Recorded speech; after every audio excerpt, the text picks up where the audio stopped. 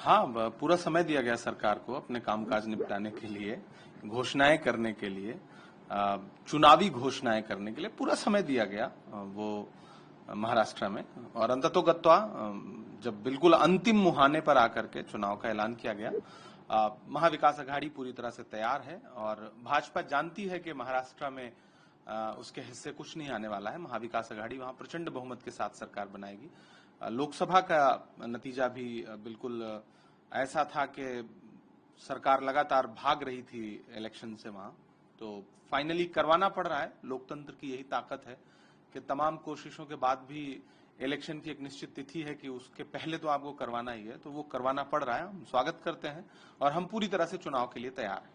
Sir, तैयार तो है, आप कितना जीत की तरफ देखते हैं? क्योंकि एकनाथ शिंदे जो मुख्यमंत्री हैं वो साफ तौर पर कह रहे हैं कि आप लोग महाविकास अघाड़ी के लोग लीडर ऑफ अपोजिशन के पद को देखें, Uddhav Thackeray leader of opposition के पद को देखें, बाकी चीजों की तरफ ना देखें कि सरकार तो महायुति की ही बनने जा रही है। देखिए, दिल के बहलाने को गालिब ये ख्याल अच्छा है। शिंदे साहब अभी चुनाव घोषित होने से पहले तक जो बोल रहे थे वो बोल रहे थे, लेकिन क्या कमान उनके हाथ में है? क्या वो फ्रंट सीट पर हैं? क्या वो तो एक चेहरा थे, एक मोहरा थे। सरकार तो कोई और चला रहा था। दिल्ली और महाराष्ट्र के बीच में कौन सरकार को नियंत्रित कर रहा था ये पूरा देश जानता है। तो शिंदे साहब ने अपना गोल्डन पीरियड काट लिया है और अब महाविकास अघाड़ी की सरकार बनेगी और प्रचंड बहुमत के साथ बनेगी। और ये हम नहीं कह रहे हैं, महाराष्ट्र की जनता कह रही है। महाराष्ट्र की जनता को पता है कि किस तरह से लोकतंत्र को लूट करके वहां सरकार बनाई गई थी महायुति की। अब महाराष्ट्र की जनता उसका बदला लेना चाहती है। उसका आंशिक बदला उसने लोकसभा चुनाव में लिया भी है। सर, लेकिन इसके अलावे आप लोगों ने हरियाणा के चुनाव में कई उनपे ईवीएम पे और कई जगहों पे इस तरीके की बातों की शिकायत करी। चुनाव आयोग कह रहे हैं कि पूरी तरीके से निष्पक्षता है और फुल प्रूफ है ईवीएम, कोई दिक्कत नहीं है। जनता का पार्टिसिपेशन दिखाता है कि ईवीएम में इस तरीके से उनको विश्वास है। अपोजिशन ने जो सवाल उठाए थे उनके ऊपर कह रहे हैं। देखिए, विपक्ष ने ईवीएम पर जो सवाल उठाए वो बहुत तथ्यात्मक हैं। कोई कोरी बयानबाजी नहीं है कि आपने एक शेर सुना दिया और तारीखों का ऐलान कर दिया और सारी चीजों से फुल प्रूफ बता दिया। वो तथ्यात्मक आरोप है विपक्ष के और लिखित में हमने आरोप लगाए हैं। जनता विश्वास इसलिए जता रही, जनता बदलाव चाहती थी, इसलिए जनता ने विश्वास जताया, पार्टिसिपेशन किया, बढ़ चढ़ के मतदान प्रतिशत रहा। जनता बदलाव चाहती थी, लेकिन परिणाम उसकी आशाओं के अनुरूप नहीं आए। तो इसका यह मतलब थोड़ी कि आप उस पूरे सिस्टम को निष्पक्ष करार दे देंगे और ये कह देंगे कि नहीं, कहीं कोई खामी नहीं है।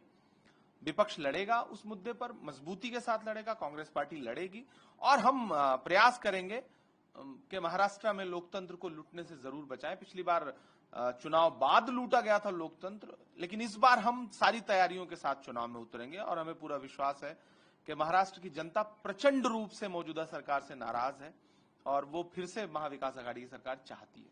आखिरी महत्वपूर्ण सवाल, क्योंकि उपचुनाव भी है, उसके अंदर उत्तर प्रदेश के भी और एक बड़ा और महत्वपूर्ण उपचुनाव जिसके ऊपर नजर हर राजनीतिक गलियारे की रहेगी, वो है वायनाड का। हाँ, उसको किस तरीके से देखते हैं? देखिए, वायनाड का चुनाव तो सरकार को हरियाणा और जम्मू कश्मीर के साथ करा देना चाहिए था, लेकिन चूंकि भाजपा जानती है कि वहां उसके लिए कुछ नहीं है, वहां से आदरणीय प्रियंका गांधी जी चुनाव लड़ने जा रही हैं, तो कहीं कोई लड़ाई में ही नहीं है, इसलिए सरकार ने उस चुनाव को महाराष्ट्र के साथ कराने का मतलब जितना टाल सकते थे। मैंने कहा ना कि अंतिम मुहाने पे जाके जब लोकतंत्र ने एक तिथि निश्चित कर रखी है कि इस तारीख तक तो हो ही जाना है, तो वो बिल्कुल रबड़ को आखिरी मोर्चे तक खींचने की कोशिश करते हैं। वायनाड में प्रियंका गांधी जी नामांकन दाखिल करेंगी। वायनाड की जनता ने जिस तरह से राहुल गांधी जी को अपना प्यार दिया था, समर्थन दिया था, वैसा ही समर्थन प्रियंका गांधी जी के लिए वायनाड की जनता देगी। वायनाड से लोग लगातार इंतजार में हैं कि प्रियंका जी आए, चुनावी तारीखों का ऐलान हो। और हम सबके लिए भी बहुत प्रतीक्षा वाली बात है कि प्रियंका जी आए और लोकसभा में आगे बढ़कर के राहुल जी के साथ कदम से कदम मिला करके इस मौजूदा सरकार की तानाशाही के खिलाफ लड़े। और वो बहुत ही सुखद दिन होगा जिस दिन प्रियंका गांधी जी लोकसभा में शपथ लेंगी।